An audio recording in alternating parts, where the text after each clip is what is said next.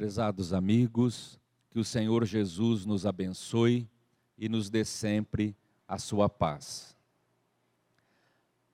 Barsabás era um homem rico e muito poderoso. Governava o seu reino com mãos de ferro. A morte o surpreendeu. Quando ele cerrou os olhos do corpo e abriu os olhos para a realidade espiritual, ele ficou totalmente surpreso. À sua volta, a escuridão e um nevoeiro intenso. Ele não sabia onde estava, não sabia para onde seguir. O seu desejo era voltar para o seu castelo. Entretanto, por mais ele caminhasse por aquela região desconhecida, ele não conseguia voltar para casa. Entre a escuridão e o nevoeiro, vozes acusadoras o amedrontavam. Inimigos invisíveis gritavam: egoísta, egoísta. Ele corria desesperado de um lado para outro, sem saber o que estava acontecendo. A pouco e pouco, Barsabás foi compreendendo que ele havia deixado a realidade da vida física e estava agora vivendo a realidade espiritual. E ele então se perguntava: onde a existência do Criador? Se realmente Deus existisse, somente Deus poderia então ajudá-lo nesse momento difícil da sua vida. Depois de muito sofrer, de derramar muitas lágrimas, Barsabás então começou a pensar, a cogitar na ideia da existência desse Pai, desse Criador. E então caiu de joelhos, depois de muito padecer, e rogou aos céus um amparo, que alguém viesse esclarecê-lo, auxiliá-lo naquele momento difícil. A oração de Barsabás, que nasceu da sua sinceridade, da sua intimidade, funcionou para ele como uma espécie de bússola, porque depois da prece, um clarão se fez à sua frente. Um caminho singelo, parcamente iluminado, se desdobrou. Barsabás então encheu-se de esperança e começou a seguir por aquela trilha iluminada. Caminhou sofregamente na esperança de encontrar auxílio. E depois de seguir, Barsabás, surpreso, avistou uma espécie de palacete, uma mansão toda iluminada, ornamentada de pequenas estrelas azuis. Ele, então ansioso, correu até o pórtico e ali, na entrada daquela mansão iluminada, havia um mensageiro espiritual. Barsabás, em atitude de respeito, se colocou de joelhos e rogou ajuda, dizendo: anjo amigo, estou cansado de padecer e venho rogar auxílio e esclarecimento. O mensageiro espiritual então simplesmente lhe esclareceu: Barsabás, você se encontra na mansão das orações. Todas as preces de gratidão que são formuladas na terra chegam até aqui. Barsabás baixou os olhos e disse sofridamente: ai de mim, benfeitor, porque eu nunca fiz o bem na terra. E o amigo espiritual voltou a esclarecer: eu vejo, Barsabás, vejo a escuridão que te cerca. Isso tudo, o teu sofrimento, é resultado da vida que você viveu na terra. Você teve poder, teve riqueza, teve tantos valores, mas viveu de maneira egoísta. Você nunca se preocupou com o povo sofredor, com as pessoas que Deus colocou à sua volta para que você os auxiliasse. Porque é da lei que o mais forte ajude o mais fraco, que aquele que está à frente volte à retaguarda para ajudar aqueles que ficaram no caminho. Você, Barsabás, usou de todas as bênçãos que a vida te concedeu, somente em seu proveito, somente para alimentar o seu egoísmo. Por isso, você sofre agora as consequências desses erros.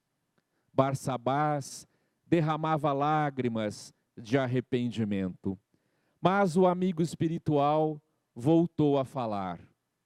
Entretanto, Barsabás, você chegou aqui não por acaso. Existe aqui uma prece em seu favor. Veio da terra uma oração de gratidão por um benefício que você prestou a alguém. Barsabás enxugou as lágrimas, tentou buscar antigas lembranças, mas não identificava na sua vida um momento sequer quando ele havia sido útil a alguém, quando ele havia estendido as mãos para ajudar. Então perguntou: benfeitor, não me lembro de ter ajudado alguém. E o amigo espiritual então veio em seu socorro e começou a dizer: há 32 anos atrás, você voltava de uma caçada, já estava próximo ao seu castelo, quando você foi abordado por uma criança, um menino. Ele estendeu as mãos e pediu ajuda porque tinha fome. Você não era dado a ajudar ninguém. Chamava a esses pedintes de bandoleiros da estrada, de vagabundos. Mas naquela manhã, quando você olhou aquelas mãozinhas magras estendidas e os olhos tristes daquela criança, você se compadeceu. Retirou do seu alforje um pão e jogou para aquele menino. Aquela criança se alimentou, matou a fome e depois orou a Deus agradecendo o bem que havia recebido e rogou a Deus o amparo em seu favor. Então Barsabás começou a se lembrar, buscou antigas lembranças e perguntou: benfeitor, será que se trata de Jonaquim, um menino enjeitado que vivia pelas cercanias do meu reino? Sim, disse o benfeitor, ele mesmo, Barsabás, aquele menino enjeitado que você ajudou naquele dia, orou agradecido pelo bem que você fez a ele. E essa oração chegou aqui. E então, a um sinal do benfeitor espiritual, uma daquelas pequenas estrelas azuis se desprendeu daquele palacete de luz e veio ao encontro de Barsabás. O benfeitor ainda lhe esclareceu: segue, Barsabás, segue essa estrela azul, e ela te livrará da escuridão, do sofrimento. Barsabás agradeceu em lágrimas de emoção e começou a seguir a pequena estrela que ia sempre à sua frente. Mas em vez da estrela conduzir Barsabás para as alturas celestes, a pequena estrela azul conduziu Barsabás de volta à crosta terrestre. Ele estava novamente na terra, em uma pequena cidadezinha. A estrela seguiu e o levou até uma carpintaria. Ele entrou. Lá, um homem de meia idade, um carpinteiro, trabalhava com algumas ferramentas em um pedaço de madeira. Estava pensativo. Barsabás se aproximou e, surpreso, identificou naquele homem de aproximadamente 40 anos de idade, o mesmo Jonaquim, de há 32 anos atrás, quando ele o ajudou. Aquele carpinteiro era Jonaquim, agora com 40 anos de idade. Barsabás, emocionado, agradeceu, correu ao seu encontro e o abraçou. O carpinteiro não sentiu a presença daquele espírito que lhe envolvia, mas Barsabás ficou imensamente feliz e agradecido por aquela oração que ele havia feito há 32 anos atrás. Um ano se passou. Em uma tarde muito alegre, o carpinteiro Jonaquim trazia nas mãos um tesouro que o céu lhe confiou e mostrava feliz aos amigos e familiares o filhinho que acabara de nascer. Em verdade, Barsabás, porque um dia doara um pão a uma criança necessitada, conseguira, junto às leis divinas, a oportunidade de renascer na terra, filho de Jonaquim, a fim de dar início a uma nova vida, a fim de iniciar o pagamento de tantos erros cometidos outrora. Meus amigos, esta página do Espírito Humberto de Campos é muito interessante e nos leva a refletir sobre a influência do bem em nossas vidas. Quando nós observamos a vida desse homem, Barsabás, riqueza, poder, facilidades, e vemos que ele agiu de maneira egoísta, pensando somente nele mesmo. E como consequência dessa vida egoísta, o sofrimento, a escuridão na vida espiritual. Entretanto, algo veio mudar totalmente a vida deste homem no mundo dos espíritos. Um gesto de carinho, um gesto de compaixão. Um dia, ele se compadeceu de uma criança e estendeu um pão em benefício deste menino. Foi exatamente esse o motivo, esta a razão da mudança na sua existência. Um pão que ele ofereceu a alguém. Foi esse pão doado àquela criança que fez toda a diferença naquele momento. No momento que ele mais necessitava, foi o seu gesto de amor que veio auxiliá-lo. Nós então começamos a pensar na influência do bem em nossas vidas. Os espíritos, sempre que podem falar aos homens na terra, nos conclamam a prática do bem, da fraternidade, da solidariedade. Falam da importância de nós movimentarmos as nossas mãos no trabalho do bem.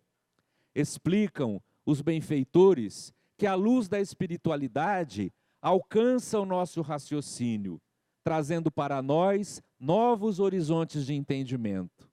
Mas essa luz faz um trabalho maior ainda, desce do nosso cérebro, da nossa razão e alcança o nosso coração, levando-nos a conquistas de bons sentimentos. Mas a luz do entendimento da vida espiritual não deve somente trazer claridade à nossa razão e ao nosso coração. Em seguida, afirmam os benfeitores, esta claridade espiritual deve escorrer do coração para os nossos braços, transformando as nossas mãos em verdadeiras ferramentas no trabalho em favor do nosso semelhante. Os espíritos todos são unânimes em afirmarem a importância do bem em nossas vidas. Emmanuel, através de Chico Xavier, vai dizer assim: o próximo é a ponte que nos liga a Deus.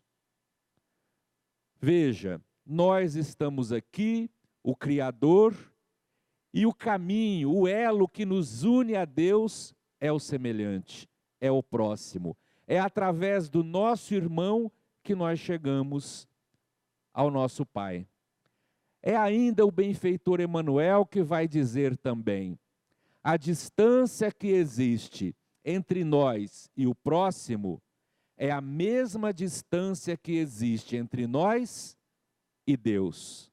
Ou seja, toda vez que eu me afasto do meu semelhante, toda vez que eu me encarcero no egoísmo, que eu penso somente em mim, eu me distancio do meu próximo e, consequentemente, eu me distancio do Criador. Em contrapartida, toda vez que eu estendo a mão, que eu saio de mim mesmo e vou visitar o território do próximo, e vou me preocupar com a sua dor, com o seu problema, toda vez que eu penso em ser útil a alguém, eu me aproximo do semelhante e, por consequência também, eu me aproximo do Criador. Mas André Luiz tem uma frase muito interessante.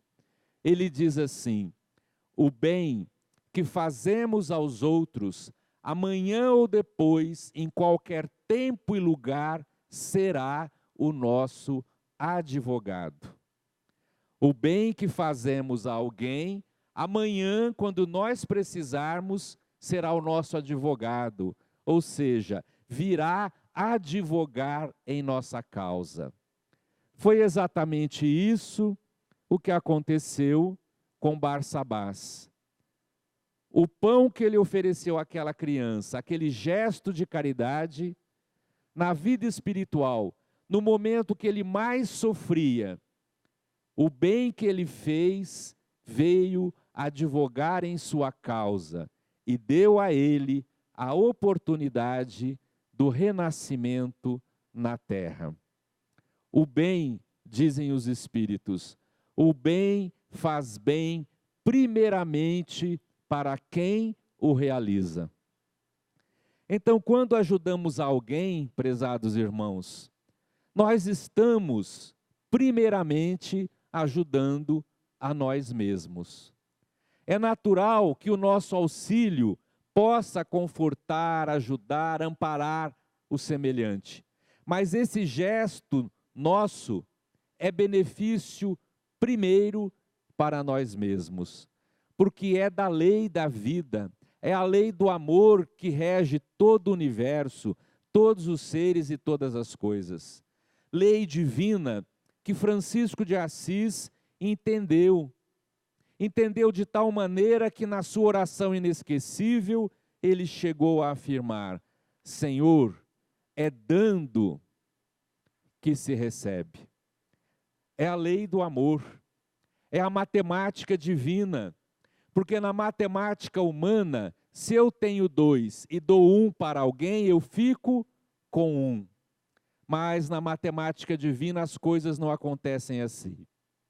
Na matemática divina, eu só tenho aquilo que eu dou. Por isso, as minhas conquistas reais não são as coisas materiais que eu acumulo. As minhas verdadeiras conquistas são o bem que eu faço ao meu semelhante. E é por isso que a nossa doutrina tem por lema: fora da caridade não há salvação. E Allan Kardec usou esta frase com muito bom senso. Ele não incorreu no erro de todas as outras religiões, porque todas as outras religiões afirmavam estar com a verdade única e total. Então a igreja dizia: fora da igreja não há salvação. Outra crença dizia: só é salvo se batizar nesta crença. O Espiritismo não diz: fora do Espiritismo não há salvação. porque o Espiritismo vai mais adiante e sabe que religião não é um fim, religião é um meio que nos conduz ao fim, e o fim é o amor. Então, o que vale não é o rótulo, o que vale é o conteúdo, é o que eu faço para alguém. Por isso, Allan Kardec, de forma inteligente, vem afirmar que o que nos salva, o que nos garante a plenitude espiritual, é a caridade. Fora da caridade, não há como alcançar essa plenitude espiritual. E por que ele usou a palavra caridade? Porque a caridade está ao alcance de todos. Eu posso ser brasileiro, japonês, indiano, eu posso ser rico, pobre, remediado, eu posso ter cultura, ser analfabeto, eu posso ser jovem, ser idoso, não importa nenhuma das condições da vida. Eu posso estar em qualquer lugar, em qualquer situação, eu posso fazer o bem. Eu posso ajudar alguém. Fazer o bem está ao alcance de todos. Mas existe uma pequena historieta também de Humberto de Campos que vai concluir esse nosso pensamento da noite, mostrando como o bem vem em nosso próprio auxílio. Em uma pequena aldeia, certo dia, um jovem estava saindo. O seu propósito era ir até a floresta, buscar lenha para o seu consumo. Quando ele estava prestes a sair da aldeia, um ancião, um homem de muita sabedoria e que tinha dons espirituais, que era considerado um profeta, chegou até o rapaz e disse assim: meu jovem, não saia da aldeia. Eu tive uma visão. Um perigo iminente acompanha os teus passos. Se você sair da aldeia, você poderá não retornar. O rapaz então disse: Senhor, eu respeito o Senhor, sei que és um profeta, mas eu só vou na floresta buscar lenha. É um caminho curto, nada de mal vai me ocorrer. Meu jovem, não vá, eu tive uma visão, não saia da aldeia, mas Senhor, nada vai me acontecer. Então, respeitando o livre-arbítrio do jovem, o ancião se calou. O rapaz então deixou a aldeia e começou a seguir a trilha em direção da floresta. Depois de caminhar um pouco, ele encontrou no caminho um mendigo. E o mendigo estendeu-lhe a mão, pediu ajuda, disse que tinha fome. O rapaz havia levado muito pouco com ele, apenas um pouco de água e um pão para que ele pudesse fazer um lanche. Então, penalizando-se com aquele senhor, com aquele mendigo, ele retirou do seu alforje o pão que ele levava consigo e partiu o pão ao meio. Deu uma parte para o velhinho e a outra parte ficou para ele.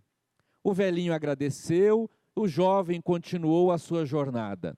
Chegou na floresta, começou então a recolher os gravetos que ele necessitava e começou a amontoá-los. Amontoou um pouco desta lenha e amarrou esse pequeno feixe, fez outro feixe e o amarrou, e assim sucessivamente vários pequenos feixes de gravetos de lenha. Depois, ele reuniu todos esses pequenos feixes, passou uma corda mais grossa, jogou esse fardo sobre as costas e começou a fazer o seu caminho de volta.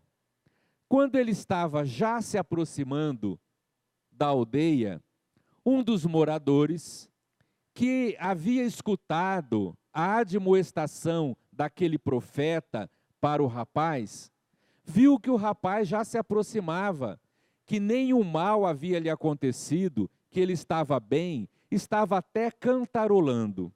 Então, correu rapidamente à casa daquele ancião e disse assim: Senhor, eu sei que és um profeta, porque tudo o que dizes acontece.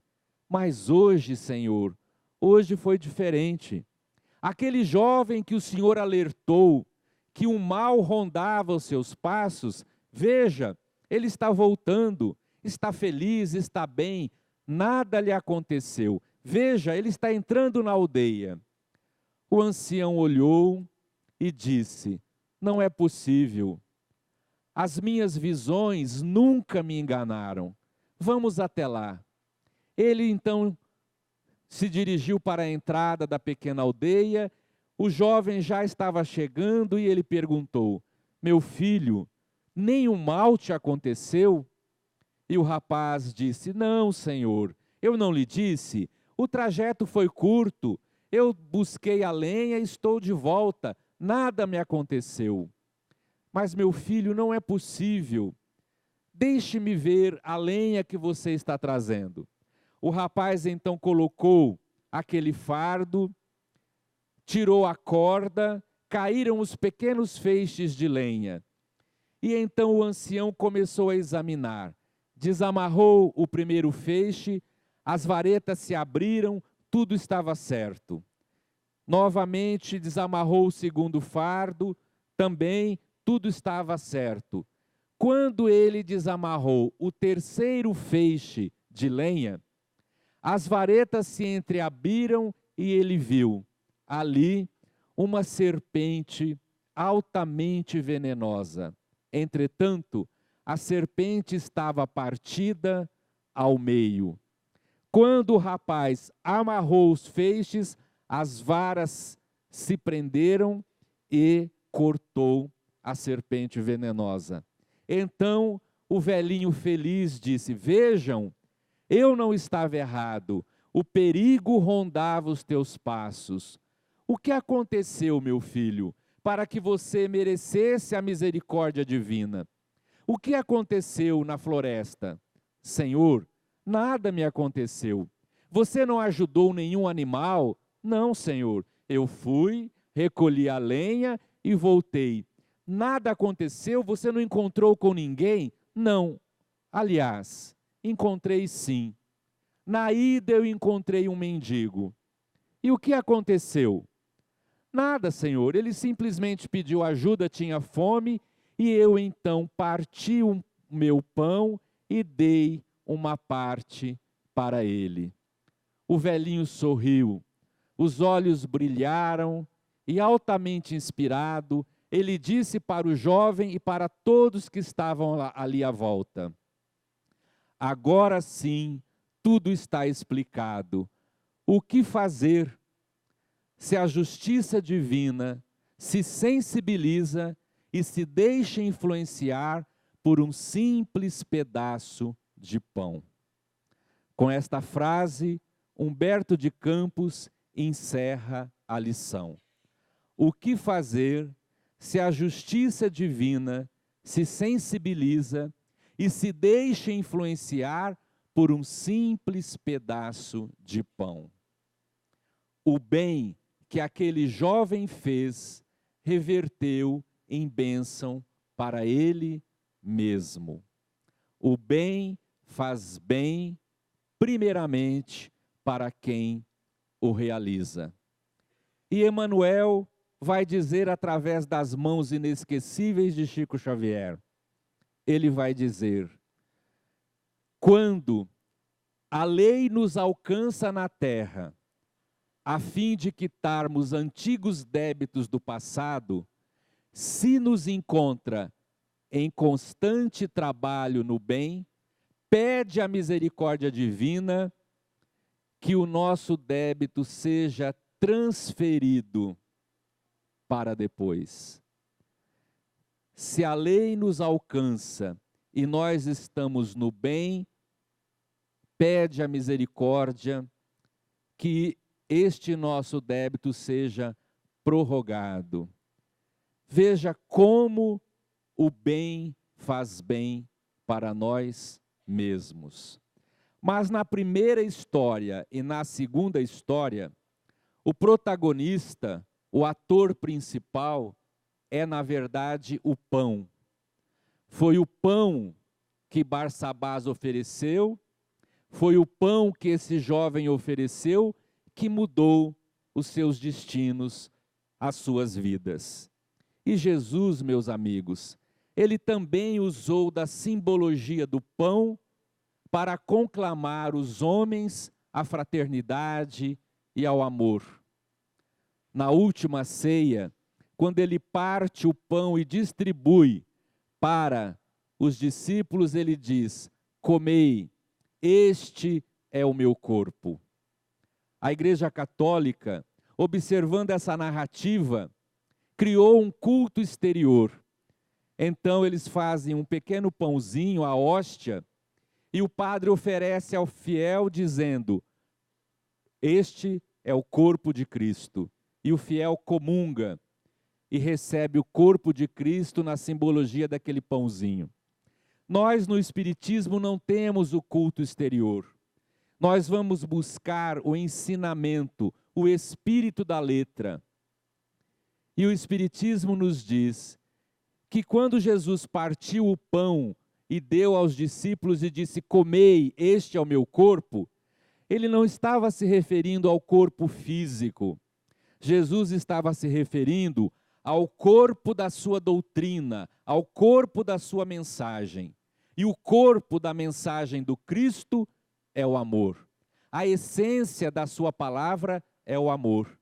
Então, quando ele reparte o pão e diz: comei, ele está pedindo que os apóstolos se alimentem do amor da sua mensagem.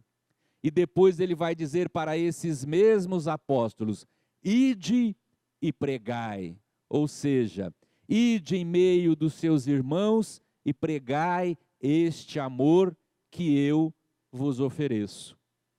Mas há uma passagem belíssima no Evangelho, em que Jesus novamente usa a imagem do pão para falar de fraternidade, de amor ao próximo. Ele está cercado pela multidão. Ele olha e percebe que a multidão está cansada e tem fome. E ele diz assim para os discípulos: eu tenho compaixão do povo, porque eles têm fome. E voltando-se para eles, ele pergunta: que tendes aí? E um dos discípulos, assustado com a pergunta, diz assim: mas Senhor, quase nada, temos apenas alguns pães. Jesus então diz: dá-me cá esses pães.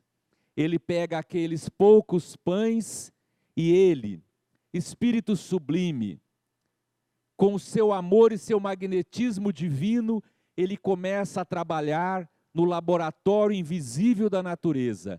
Começa a combinar os fluidos, as energias, e começa a materializar essa energia e dá a essa energia as propriedades do pão. Jesus faz com os elementos da natureza o que o químico faz no laboratório, combinando elementos, transformando, criando novas substâncias. Ele, com seu poder grandioso, busca esses fluidos, condensa, materializa, dá a esses fluidos as propriedades do pão e acontece o fenômeno conhecido como a multiplicação dos pães. Diz a narrativa que toda a multidão se alimentou e ainda sobraram vários cestos com pães. Quando nós ouvimos essa narrativa, fica em nossa mente o clímax da mensagem, o momento em que Jesus manipula esse laboratório da natureza e multiplica os pães. Mas Emmanuel diz para observarmos o início da narrativa. Ele volta-se para os discípulos e pergunta: que tendes aí? Senhor, quase nada, apenas alguns pães. Jesus precisou, diz Emmanuel, Jesus precisou do pouco que o discípulo tinha para multiplicar as bênçãos em favor da multidão necessitada. Meus amigos, o tempo passou, a paisagem da terra se modificou, mas ainda hoje o homem tem fome. Há aquele que tem fome de pão, há aquele que tem fome de esperança, de amor, de solidariedade, de paz. Há ainda quem tem fome de amizade, de companheirismo. Há aqueles que necessitam do nosso ouvido simplesmente para falar dos seus problemas e das suas dores. Ainda hoje a multidão tem fome. E Jesus se volta para nós, os discípulos da atualidade, e pergunta para mim, para você, para você, para você e para você: que tendes aí? E nós, como discípulo de Jesus, a gente vai dizer assim: Senhor, eu não tenho quase nada, eu não sou ninguém, quem sou eu não tenho nada. Não importa. Dê para Jesus a migalha que você tem, e Jesus vai multiplicar o pouco que você tem em bênçãos maiores em favor da multidão. Mas para ajudar o próximo, para ajudar o homem, Jesus precisa do pouco que nós temos. Ele não dispensa a nossa migalha de colaboração, porque é da lei que a vida espiritual ajude o homem através de outro homem. Então Jesus espera de nós a nossa migalha de colaboração, o nosso minuto no serviço social, a nossa tolerância dentro de casa, a nossa palavra de arrimo, de esperança, a orientação a um adolescente, a um jovem, o nosso minuto de paciência. Às vezes é pouco, é uma migalha, mas um minuto de paciência pode mudar a vida de muitas pessoas. Não vamos menosprezar o valor das pequenas coisas. Um edifício se levanta, tijolinho por tijolinho. Um livro desse, nobre, ele é constituído letrinha por letrinha. E uma floresta imensa tem no berço apenas uma sementinha. Ofereçamos, meus irmãos, o pouco que nós temos, com boa vontade, com disposição, porque é da lei que o bem que façamos aos outros retorne para nós mesmos. E é assim, ajudando-nos uns aos outros, que nós construiremos esse reino de amor que nos fala Jesus. Que Ele nos abençoe e nos inspire sempre, lá fora, no dia a dia, na nossa vida, a sermos úteis onde estivermos e com quem estivermos. Muita paz a todos.